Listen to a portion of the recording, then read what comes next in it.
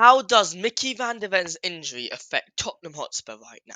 Now, look, when you look at the defence in terms of the solidarity right now, we're playing with Ben Davies and Eric Dyer. I mean, yeah, it's not really that solid, let's be honest. So, Micky van der Ven's injury is a hamstring grade 2, borderline grade 3, which basically means, from what I understand, and that's according to Paul O'Keefe, it's grade 2, borderline grade 3. So, he should be back, I would say, maybe New Year's. Hopefully by then he should be back.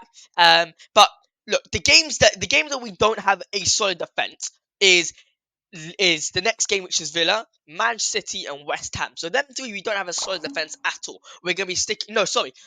With West Ham, we'll get Romero back, but with Man City and with Aston Villa, we'll be playing with the likes of Eric Dyer, Emerson Royale, Pedro Porro, and Destiny Udogie, because Udogie's back next game for sure. And yeah. So how does Micky van der Ven's injury actually affect Tottenham? Let's think about this. So Micky van der Ven brings the pace to the line.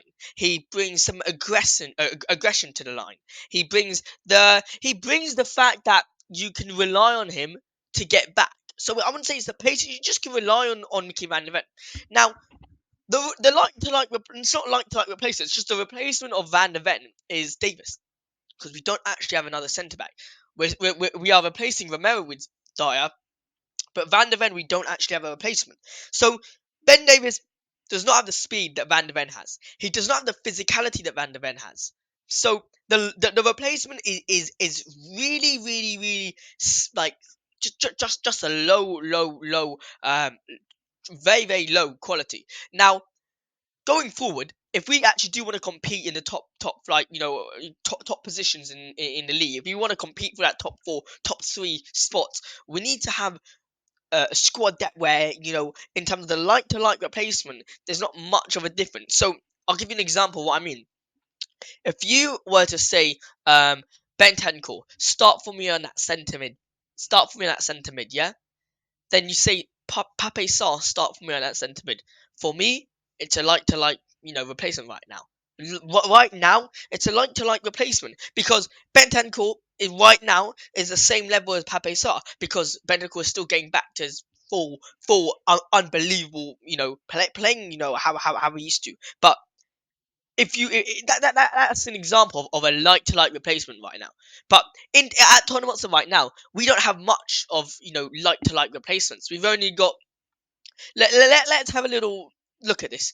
We'll start off with Sonny. Sonny up front. You know what?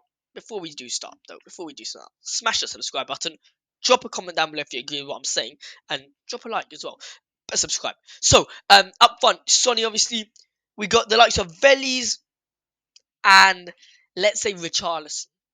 No like to like replacement for Sonny. That right hand side, we got Dejan Kulusevski. I mean, we can say Manuel Solomon, not a like to like replacement. On that left hand side, we got Brennan Johnson, we got Richarlison, we got Manuel Solomon. You can tell that there's a drop off. Manuel Solomon, in my opinion, is not as good as Brennan Johnson, and Richarlison's not as good as Brennan Johnson. That's just me putting this out there. Now, the central midfielders. You can start off. Let's say a attacking midfielder, James Maddison. Who's the like to like replacement for him? Is it Lo Celso or is it Bentancur?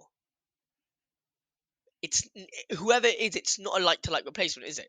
It's not a like to like replacement, and that's one of the biggest problems at Tottenham Hotspur. It's the like to like replacements. Now, let's look at the CDM spot. Højbjerg and Basuma, isn't it? It's both them. Let's start with Basuma. Basuma and Højbjerg, are they saying, is that a like to like replacement in terms of quality? No, it's not. It really isn't. We got a massive drop off. Now, very quickly, let's quickly have a look at Man City's. I'm quickly gonna go. Sorry, you guys can't see this, but I'm quickly gonna explain to you guys Man City's right now squad there. Very very simple. Um, all right. Up front, they got Jeremy Doku. Yeah, they got Grealish on the bench. Like to like replacement. Um, let's go with Haaland up front. Oh, don't worry, they got Alvarez at the back. It's basic things like that that we need. Ourselves need. Let's not even look at Man City. Let's have a look at. I don't know. Let's have a look at. Let's have a look at Liverpool for a second. I'm saying these top teams. That's what they do. Let's have a look at Liverpool for a second. Liverpool against Nottingham Forest, where they beat 3-0. They got Joe Gomez for Konate. I think Joe Gomez is a really good centre back. I'm just putting this out there. Gakpo like replacement for Jota, like replacement. Um, they got Harvey Elliott. Harvey Elliott, maybe not a like replacement, but you can tell that the drop off from Tottenham's first team to the second team is massive. It's a massive drop off. And now let's talk about that centre back. So Van der Ven being out means that it'll be harder to play a high line. It'll be a much harder for us to play the high line because we don't have someone fast to get back. Yes, we got Udogi to get back. Yes, we got Pedro Porro to get back. But we don't actually have a centre back to get back on, get back to defend. But overall, I think this injury affects us quite a fair bit. Hopefully not for the long run. But look, it is what it is. We got to stick together with this injury, and also hopefully James Madison is back very very soon, and then yeah, we can go on a couple winning streak, go on a winning streak. Come on. Well, thanks so much for watching. Make sure to subscribe to the channel, drop a like, and comment down below if you agree with me or not. Have a good day. Bye bye.